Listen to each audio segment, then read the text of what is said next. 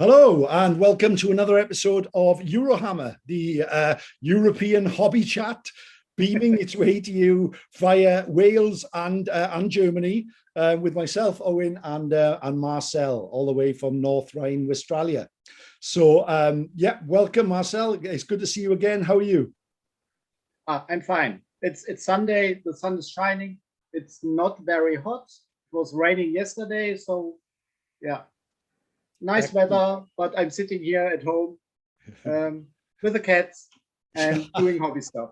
I can see your cat looking over your shoulder there. He's quite spooky. Is he awake or is she awake? I would say she's in standby modus. Hard to tell, but we just let her rest.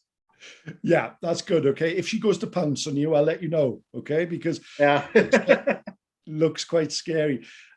Just to say, Marcel, over the last couple of weeks, we've had some horrible news from Germany with the floods and everything. Have you been okay? Family, friends, okay? Yeah. It's because of the rains. It's like here in our area or close area was nothing, but then a couple of towns away, there was just Armageddon, because it's very punctual. The rains coming down, and of course the rivers or streams swollen up and everything. And because through my work I know some inside information, and it's really bad for some people. Losing really everything. Just grabbing stuff and running out of the house, and then they can come back a week later and to see if it's still standing or something like that. That's horrible. Now the water is all gone. But the real problem now is, of course, the cleaning up and the mud. Because of the weather, it will get hard as concrete. So that's really the work you have to do now, to remove the baked mud and to see if the houses are still usable, the structures are not damaged and everything.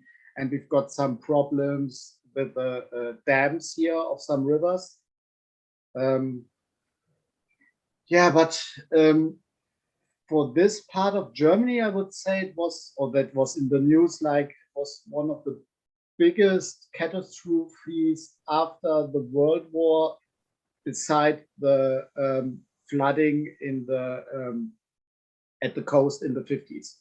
That was also really bad. But and I mean, we are used to feel safe all the time, and that we have everything. And I mean, we are a modern country, and then everything went down in minutes. And all the infrastructure you are used to is gone. No streets. I mean, we've got so many delays for traffic and railroads, because kilometers of railroad tracks are just gone.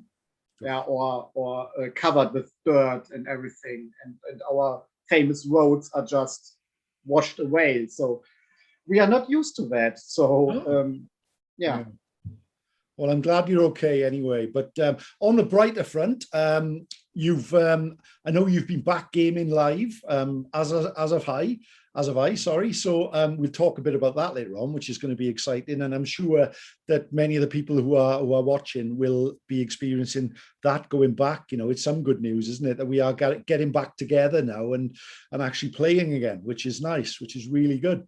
And I can see, I had to put this because I know you got really excited about this, but I had to show the picture of the buffet that you had when you you went back to gaming live.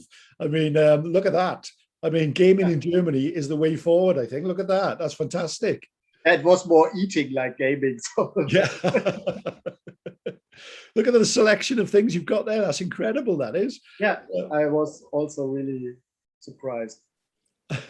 Well, that's good. And I've pictured my major painting task over the last couple of weeks has been that big Forge World troll. Look at that. That was a real task and a real pleasure, actually. It was really nice, and that is going to be the final sort of part of my troll army for Age of Sigmar, which I've done, which is an army just of trolls and giants. Okay. So proper. Is that the river troll? Pardon?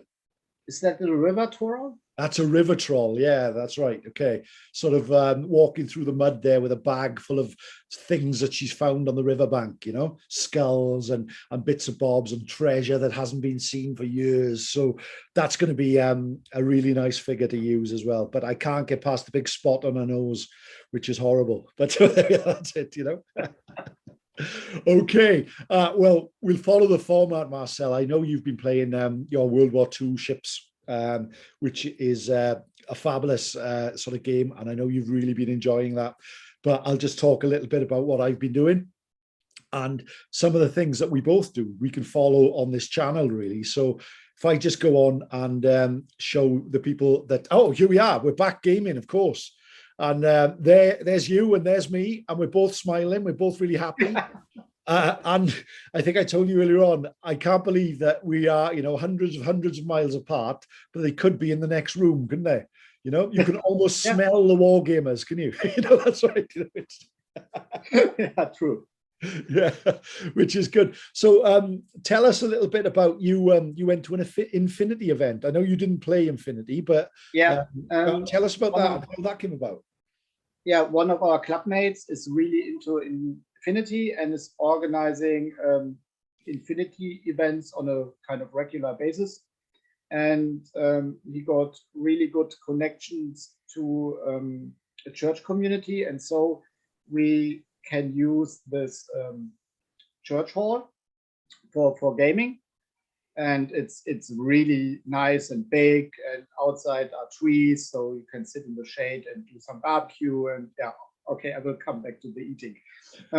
So you see here all the people with their tables. I think there were 10 tables complete with terrain, playing Infinity. And some of my clubmates were playing board games. And I met up with a friend, and we were playing my World War II naval ship game, and it was really, really fun. We had a lot of fun, but we will come back to that. And so, and all the people could bring food there, so that explains the buffet. And everyone just put some money in a box, as much as you like, and the money will go to a home for abused children that is just across the street.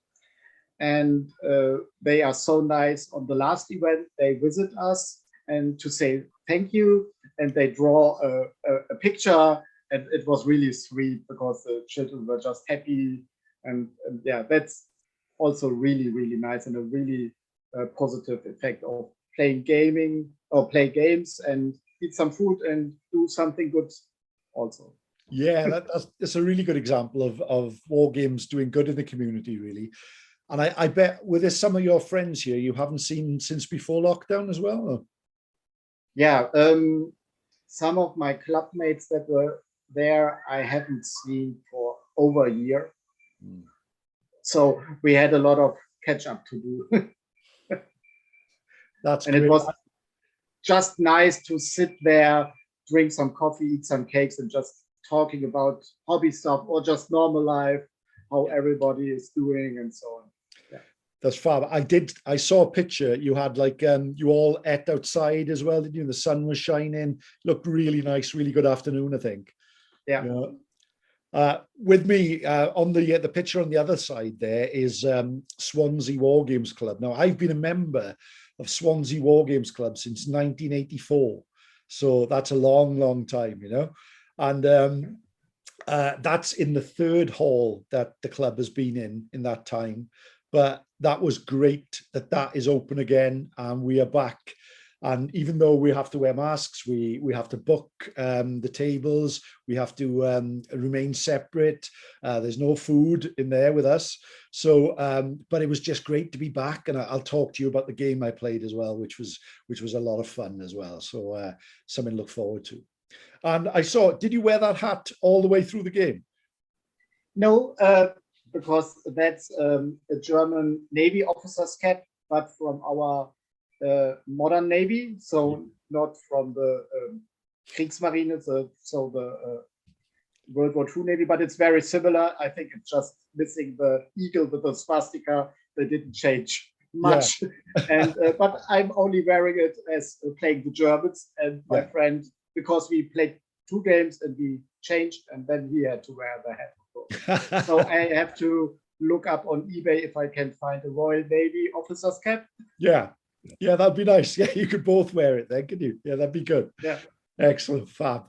Okay, so yeah, just to be back sort of live gaming is fantastic, isn't it? And well, myself, even though we could go back and game with other people, I carried on with my Rangers of Shadowdeep campaign. And you can see this game that I played is on this channel, the Burning Light campaign.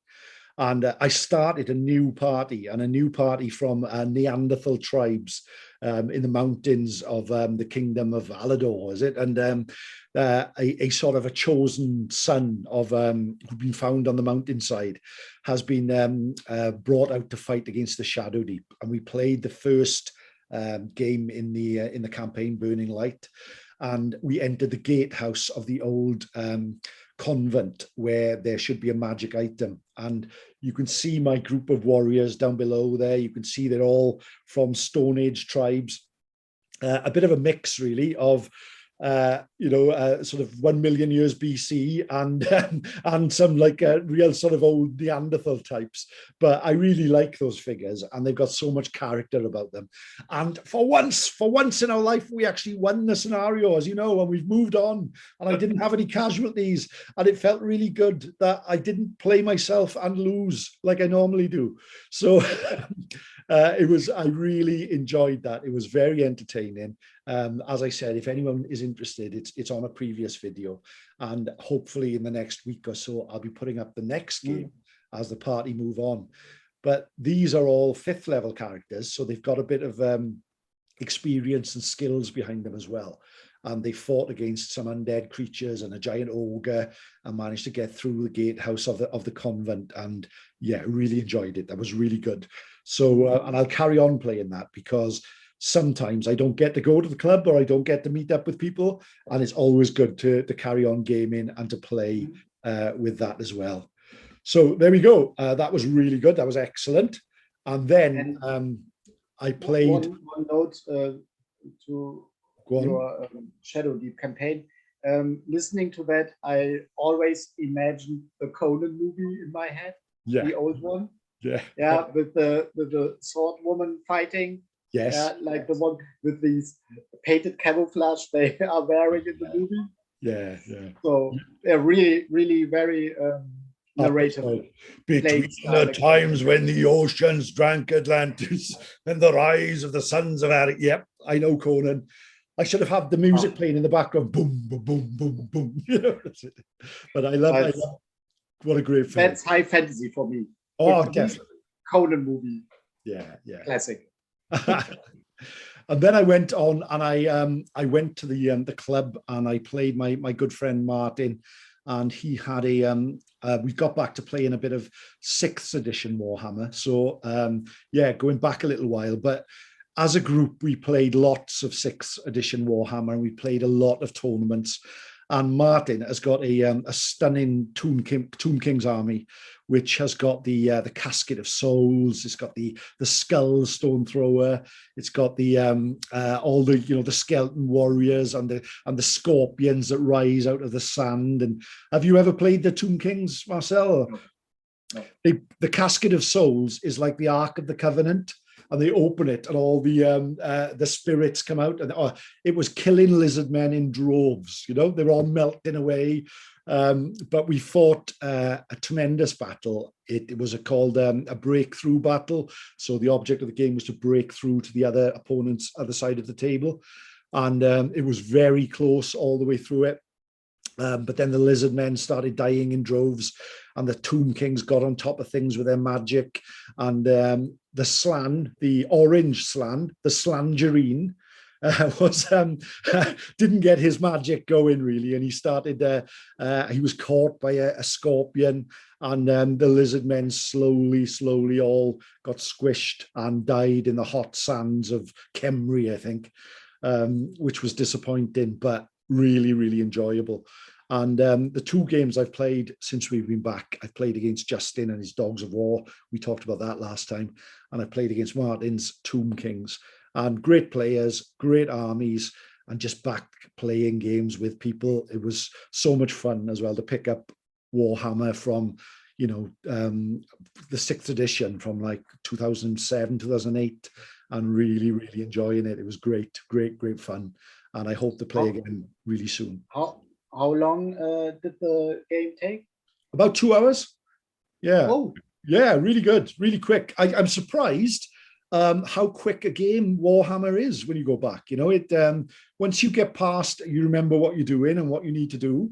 It's actually very quick and really enjoyable. At 2.5 hours perhaps at the most, but really nice. Good, which was excellent. And it's good to get my my lockdown painted lizards, old style lizard saurus, as you can see. They're all out there as well doing battle. So that was really enjoyable and a great thing to do. So, which was fun. So anything on that? I know you were a big fan of the Eurohammer sort of age, Marcel. Did you play 6th or 7th edition at all? I own both editions. Yeah. I played, I think, once or twice 6th edition, and I played 7th edition with the starter set, with the Skull Pass starter set. Yeah. But for me, it's more about not the rule system, it's more about the aesthetics, and the 6th edition is too grim for me. Right, yeah. I love more the colorful era of my teenage days. Yeah, I can see that. I think with us, we talk about this a lot. We played 4th edition and 3rd edition and 2nd edition quite a lot when I first joined the Swansea Club. But 5th edition was my LARP days. But that's a chat for another day, because I know we both have got a LARP history we can talk about. Okay. But perhaps I played a bit less of 5th edition and then came back for 6th edition. So it's always been a good one for me, and 7th and then up to 8th. So but there we go. So that was me, and that was good, and that was great. It's been a great couple of weeks. I played another Age of Sigmar game as well with my good friend Gav. And when I play him again, I'll do a little update on that as well, because that has been good. And I've got my other Slaves of Darkness army has been up as well. So let's talk about you and your Naval Thunder played in the church hall with food. Yeah, I played with my old friend Michael, and we played a historical scenario. It was the hunt for the Graf Spee here above Burning, and hunted down by the HMS Exeter and the 2 light cruisers here, Achill and Ajax. So what was the background to this, Marcel? Why were they hunting the Graf Spee?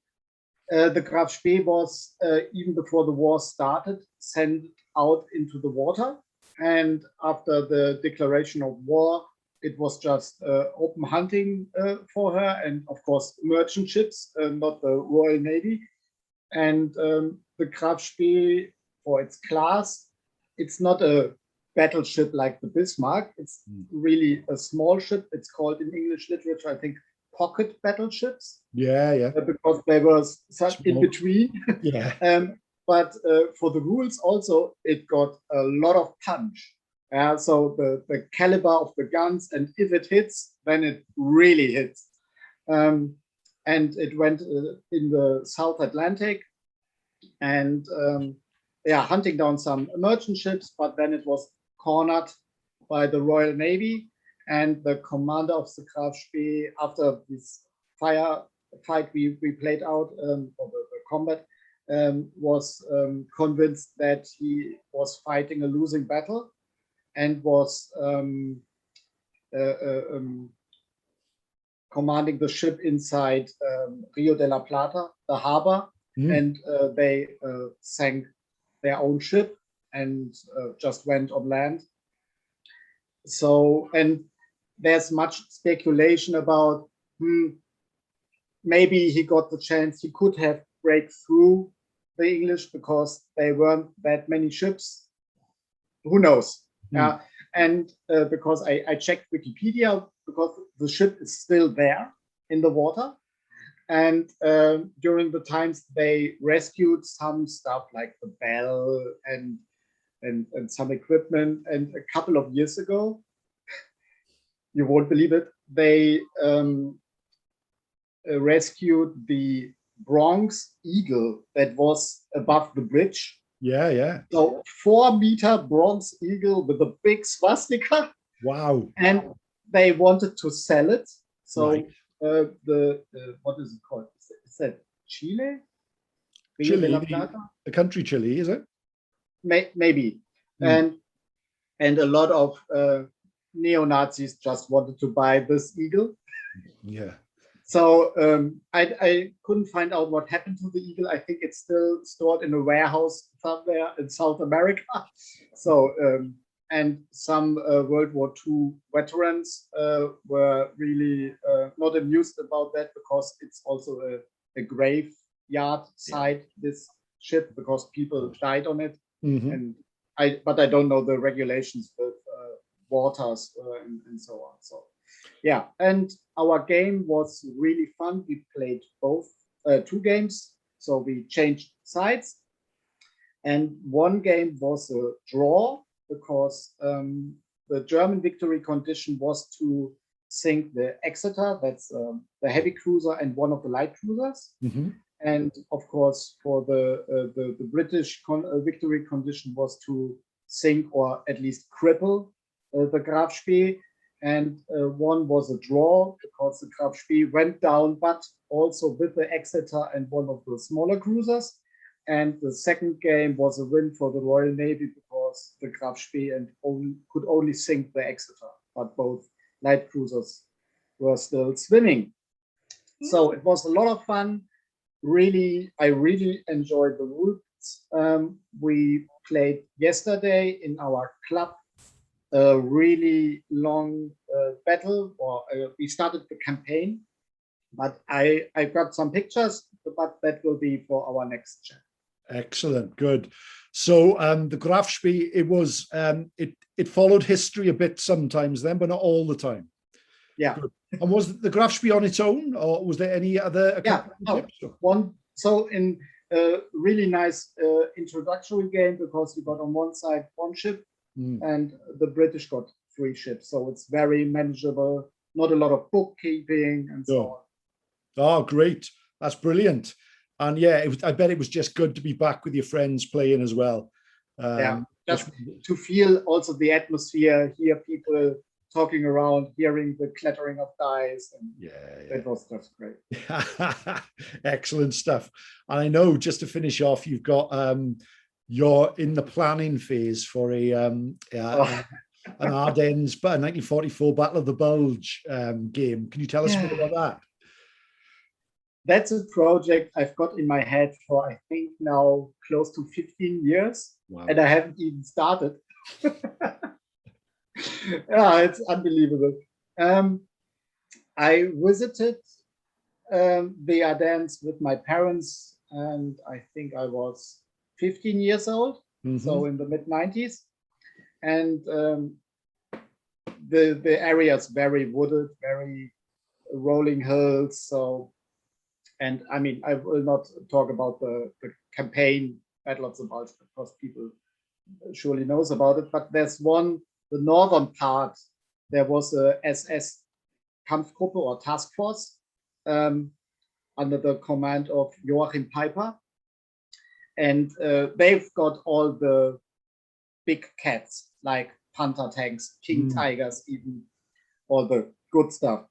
And they pushed through very reckless, and during their march committed a lot of war crimes against American prisoners of war, the massacre of Malmedy, and also killing a lot of Belgian civilians.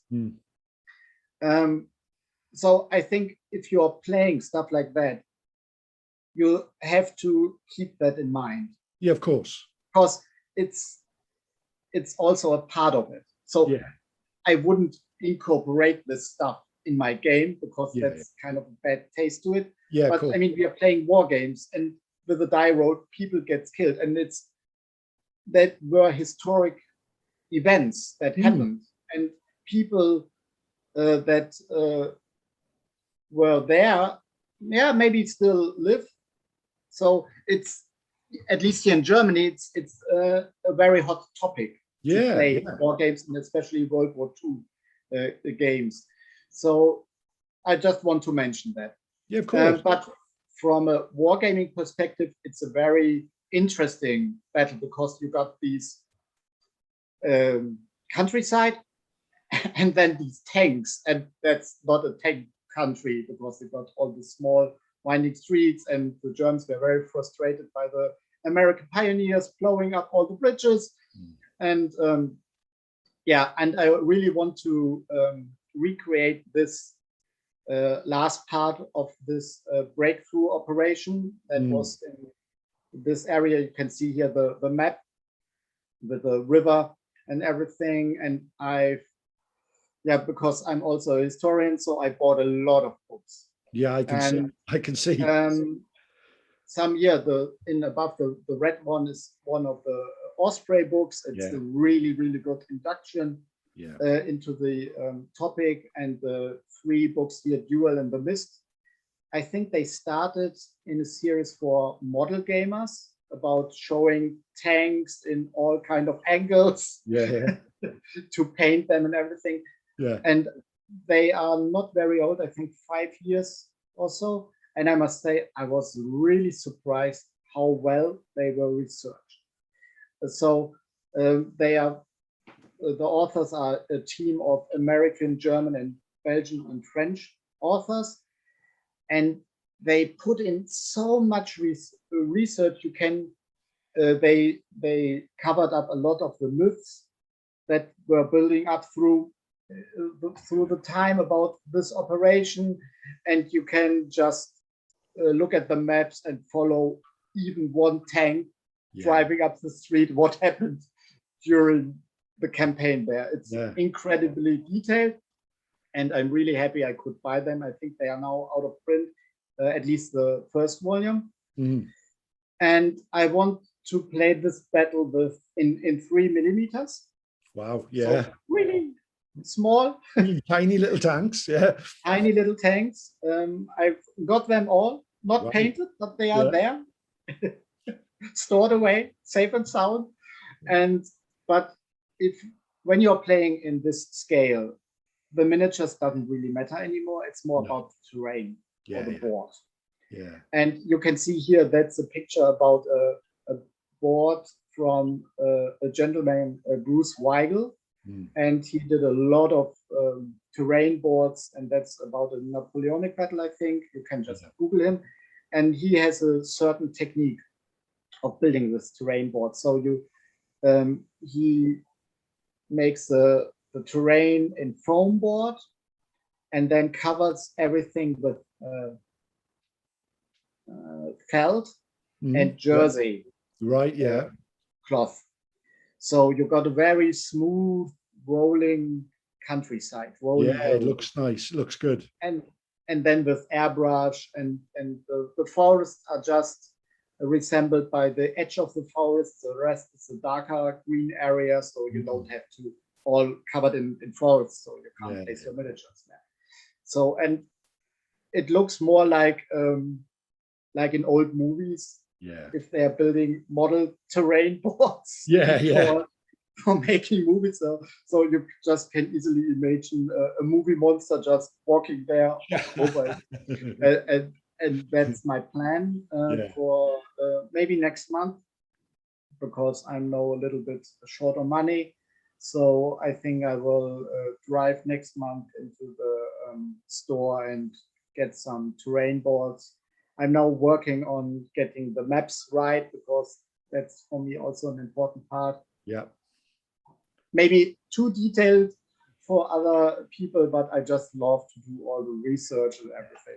That's part of the fun, though, isn't it? That's part of what it's all about, is what it does for you and the way it makes you feel when you've got a project on the go. And I think that's as much about wargaming as wargaming, really, isn't it? It's all that. And I'm so glad that you are going to do this. And after 15 years of thinking about it, perhaps you'll finally get to play it. And when it's ready, I think I'll take the drive and I'll be there in the church hall with the buffet. I'll come over and play. It'll be good. Yeah, because it would be hard to get the boards to Wales. Yeah, it would. Yeah. But that's good. Okay, I think we're about out of time, Marcel. So that's really nice. It's great to catch up with you as always. It's great to see what you're doing, and I'm so glad that you're safe and well, and that you're back gaming as well out there, and really enjoying it. And I look forward that next time we speak, perhaps you'll have something to show us from this as well, which would be nice. And, I will keep you posted, and I wish you all the best for your ongoing Rages of Shadow Deep campaign. Yeah, I know. Yeah, who knows what's going to happen there, but. Yeah, it'll be exciting stuff. It will be exciting stuff. I can promise you that. But okay. There we go. Hey, thank you, Marcel. And it'd be good to catch up with you. And I'll see you soon. Yeah. Take care.